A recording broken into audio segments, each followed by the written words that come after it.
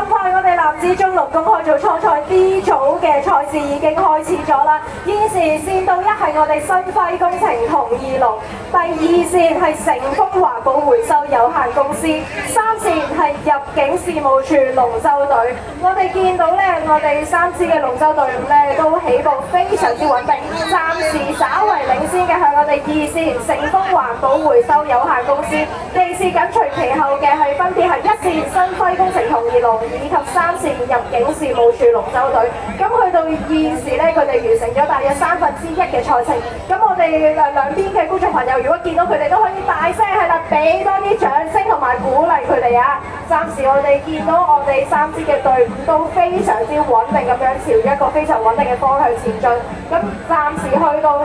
超過一半嘅環節，我哋見到暫時依然係二線成豐環保回收有限公司保持領先。我哋而家一線新輝工程同義龍就稍為領先三線入境事務處龍舟隊半個龍舟嘅船位。